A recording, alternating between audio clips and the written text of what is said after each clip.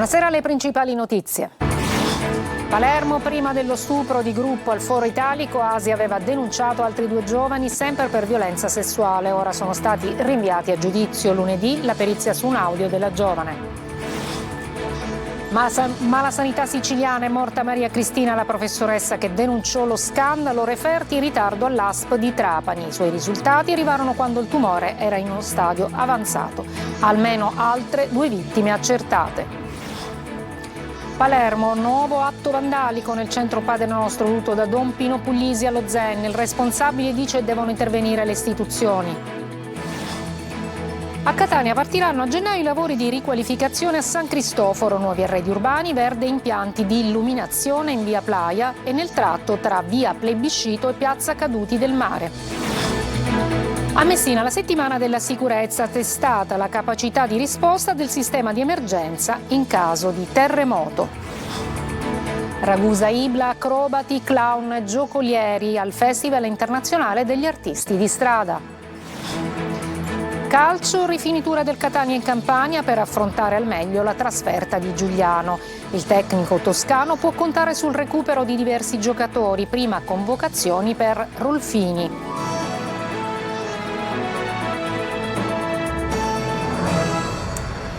Buonasera. Asia Vitale aveva già denunciato prima dello stupro del Foro Italico a Palermo altri 2 giovani sempre per violenza sessuale. Ora sono stati rinviati a giudizio.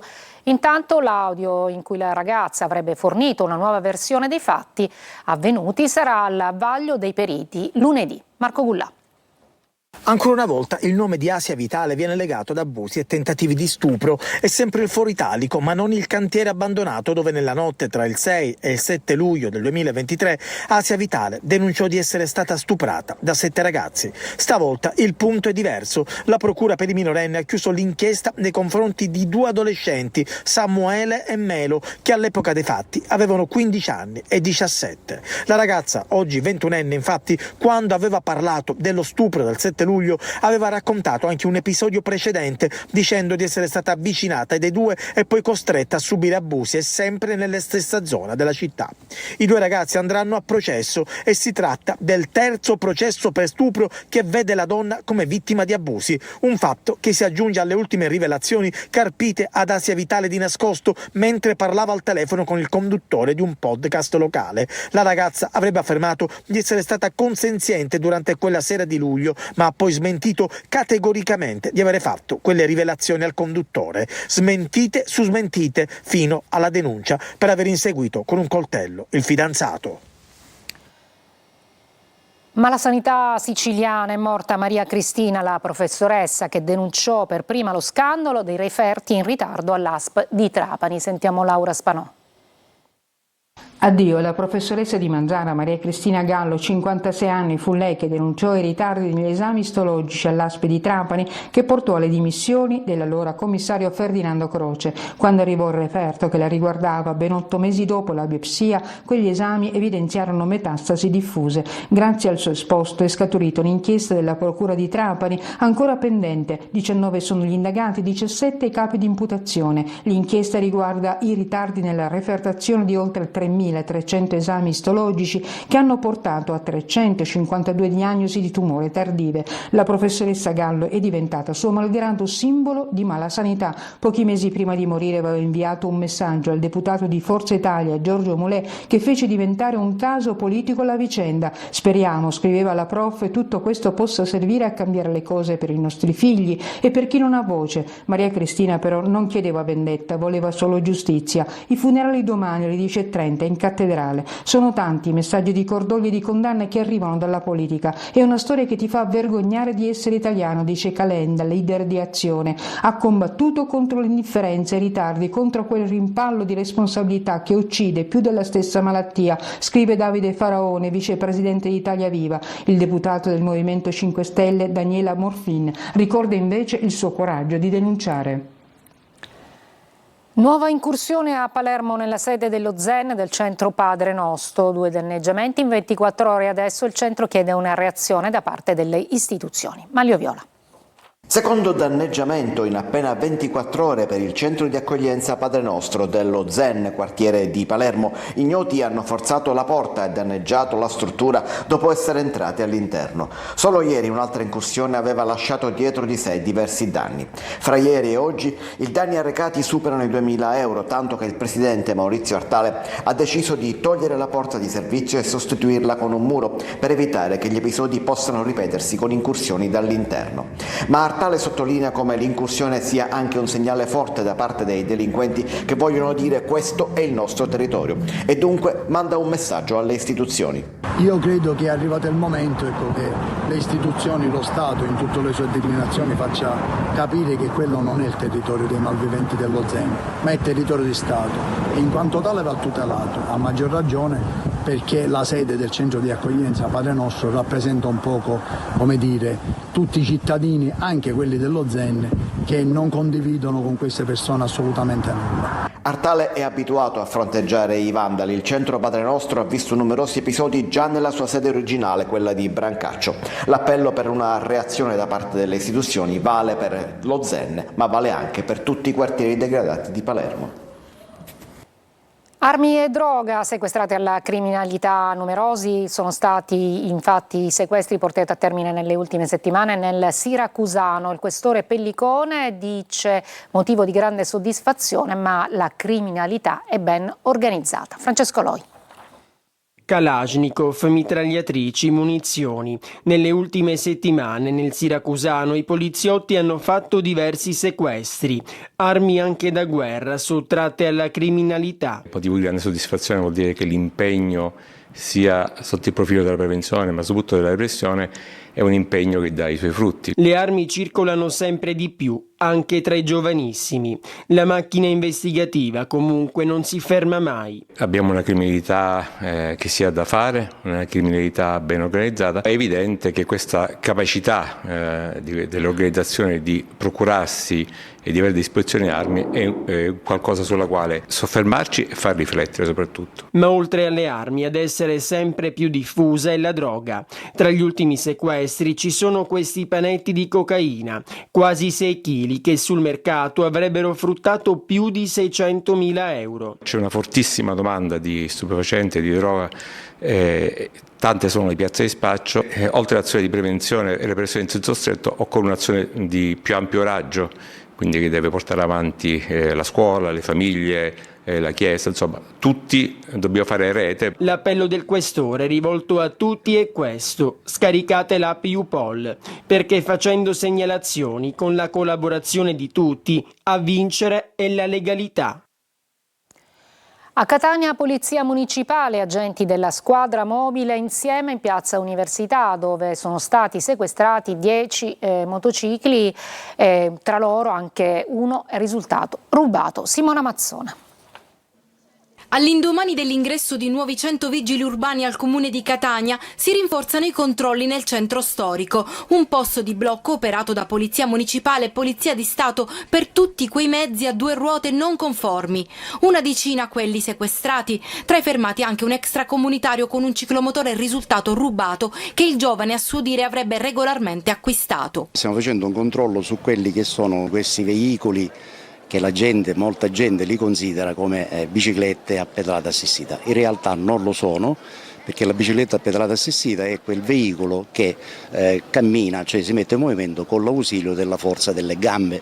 Questi purtroppo a causa di modifiche o a causa di una sorta di pulsantino che ha una batteria, funzionano anche senza l'ausilio della pedalata e quindi sono a tutti gli effetti da considerare dei motorini elettrici. Per chi trasgredisce le regole? Sequestro del mezzo con confisca. Le multe poi possono essere da 1 a un massimo di 5 in base al tipo di trasgressione. Oltre al sequestro del mezzo, sanzioni per ogni infrazione commessa, dall'assenza di casco e assicurazione alla mancata omologazione del veicolo fino all'alterazione del mezzo.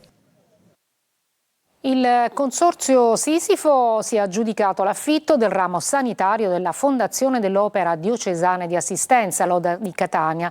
Il contratto ha la durata di 1 anno con la possibilità di una proroga di ulteriori 12 mesi. Lo ha deliberato il Consiglio di amministrazione prestando attenzione all'offerta economica e all'esperienza nel settore e l'affidabilità dei concorrenti. La procedura ha visto anche la partecipazione dell'Arcivescovo di Catania Luigi Renna, rivolto soprattutto alle sofferenze dei dipendenti da mesi senza stipendio. Adesso la fase esecutiva con l'affidamento dei servizi riabilitativi erogati in convenzione con l'ASP di Catania all'affittuario, il consorzio appunto Sisifo, nella gestione delle strutture riabilitative che assistono circa 1.500 utenti con disabilità. Veniamo a una notizia di servizio, perché da lunedì 13 ottobre a venerdì 19 dicembre, dalle 21 alle 6, esclusi i giorni festivi, lungo la tangenziale di Catania verranno adottate delle limitazioni al transito per poter eseguire dei lavori. Lo rende noto l'ANAS, spiegando che ci saranno restringimenti su tratti saltuari lungo la carreggiata in direzione Messina, tra lo svincolo di Passo Martino e lo svincolo di San Gregorio.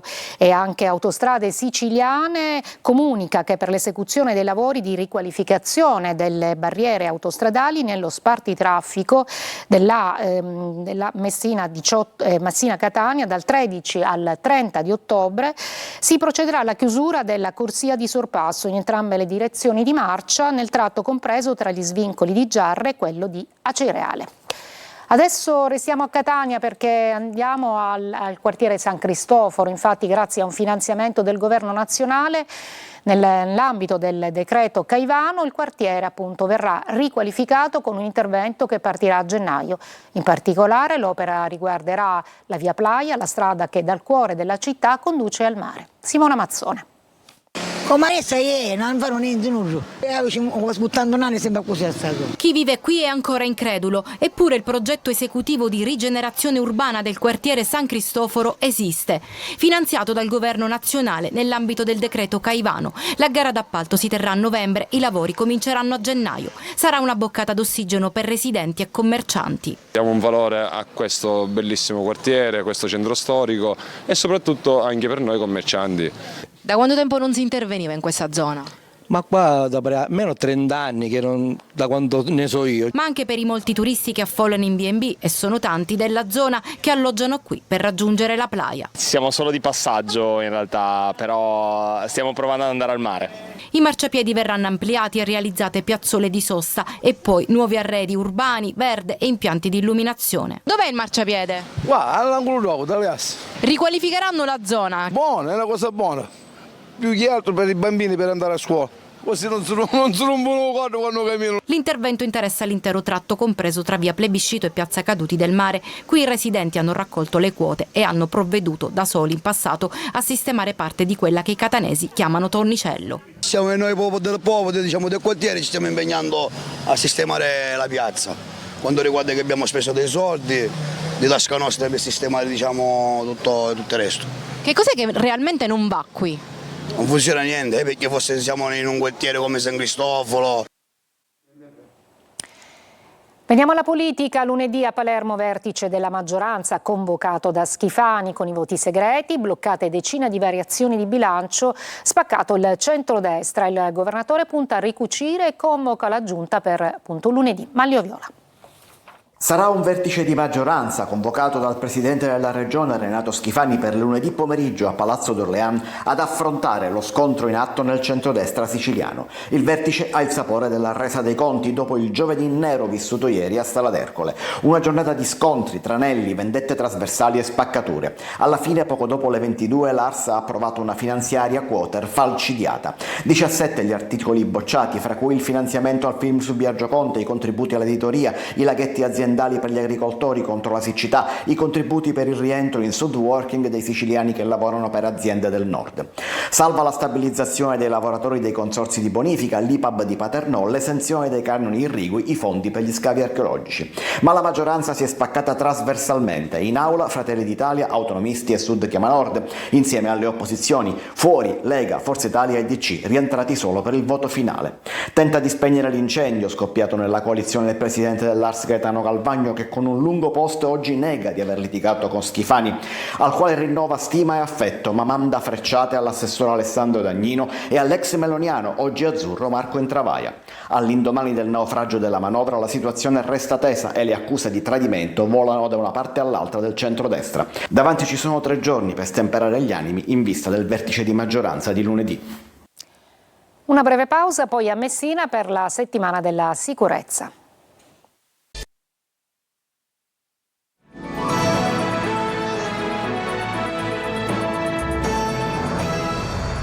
A Messina si avvia alla conclusione la settimana della sicurezza, testata la capacità di risposta del sistema di emergenza in caso di terremoto. Francesco Triolo. La simulazione di un terremoto del 6° grado è stata l'ultima esercitazione prevista a Messina nell'ambito della settimana della sicurezza, l'iniziativa formativa e addestrativa rivolta ai cittadini e alle forze di intervento per testare la capacità di risposta operativa del sistema locale in caso di emergenza sismica, testando anche l'efficienza delle procedure, delle attrezzature e la cooperazione tra le diverse strutture coinvolte. Questa è una delle zone di ammassamento previste in caso di emergenza. Qui si dovrà ritrovare la popolazione se dovesse accadere un terremoto, ad esempio del 6.3 come è stato ipotizzato in questo caso. Qui siamo nello stand dei Vigili del Fuoco con questo corridoio di decontaminazione che viene utilizzato nel caso in cui dovesse esserci una zona contaminata e quindi è necessario indossare ad esempio una tuta come quella gialla. Insomma, ci sono tutti degli standard, dei protocolli che si devono seguire e che la cittadinanza deve conoscere nell'eventualità di una catastrofe. Quindi in questo momento lei sta visualizzando una mappa di geolocalizzazione dei portatili in VHF, che ovviamente qui in questo momento sono tutti qui i portatili, però quando andranno in dispersione localizzeranno la loro posizione. Dopodiché abbiamo le immagini del drone, c'è il pilota in questo momento che sta facendo una panoramica del campo e quindi siamo in grado di trasmettere le immagini in tempo reale anche in una postazione remota. Una settimana che ha visto diverse esercitazioni, come quella forse una delle più spettacolari dell'incidente al porto con feriti su un bus di croceristi e la risposta del sistema d'emergenza. Da bene confiscato a centro di servizi per il cittadino, a Palermo oggi al CEP è inaugurato uno spazio che avrà diverse funzioni. Il sindaco Lagalla dice: siamo vicini al cittadino, inauguriamo questo spazio in un fondo confiscato alla mafia. Marco Gullà. È nato oggi a Palermo, all'interno di un bene confiscato alla mafia, in via Besio, al CEP, una nuova struttura con 3 importanti servizi a favore della cittadinanza, una portineria di comunità, un centro delle politiche giovanili e uno sportello sanitario, un presidio civico e un esempio concreto di innovazione sociale. Un ulteriore tassello molto importante di avvicinamento dell'istituzione comunale intesa come fattore di supporto e di aiuto al cittadino. Stiamo cercando faticosamente di recuperare un rapporto tra la città e l'istituzione comunale, dimostrando che quest'ultima si immedesima nei problemi dei cittadini e cerca di risolverli con i tempi della pubblica amministrazione, e i cittadini che richiedono qualità dei servizi. Amalgamare le istituzioni alla cittadinanza e alla comunità delle realtà periferiche, l'obiettivo di uno spazio come quello inaugurato stamattina. La portineria di comunità è un nome, una denominazione icastica che in qualche modo dà e rende il concetto di servizio. Teatro, musica e giocoleria a Ragusa con acrobati e clown. Ibla Baskers torna tra le vie barocche della città per regalare al pubblico emozioni e risate. Veronica Barbarino. La mongolfiera di Ibla Baskers torna a sollevarsi simbolicamente nel cielo di Ragusa, spinta dal soffio di sogni, arte e poesia in un volo ideale che quest'anno abbraccia l'intera città, da Ibla a Ragusa Superiore, portando nei 2 centri storici meraviglia e stupore.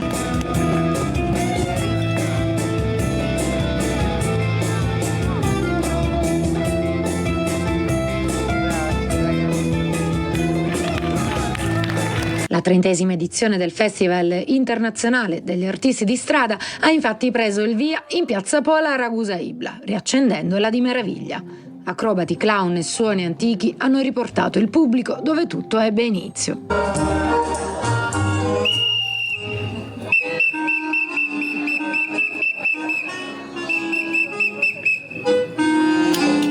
Fino a domenica, oltre 70 performance tra musica, teatro e giocoleria faranno vibrare le vie barocche della città, trasformandola ancora una volta in un palcoscenico diffuso, in cui si intrecciano emozioni, desideri e risate che sanno di libertà.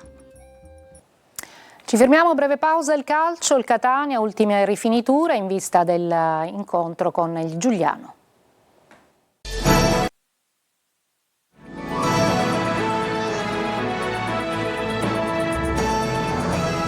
Eccoci al calcio, la rifinitura del Catania in Campania per affrontare al meglio la trasferta di Giuliano. Il tecnico Mimmo Toscano può contare sul recupero di diversi giocatori e la rosa ampia può essere un vantaggio per i rossazzurri. Francesco Triolo. La testa al Giuliano, nulla di altro né alla Salernitana né al Benevento che verranno. Il Catania da oggi in campagna per preparare la sfida di domani, una partenza anticipata per permettere al gruppo di smaltire le fatiche del viaggio. La rifinitura darà a Mimmo Toscano la possibilità di valutare al meglio la condizione di diversi giocatori, ma il tecnico già sorride perché ha recuperato quasi tutti gli infortunati e potrà contare anche ad esempio su Aloi e Rolfini, quest'ultimo non era mai stato convocato. Una ampia possibilità di scelta che Toscano ha evidenziato nel presentare il match di domani.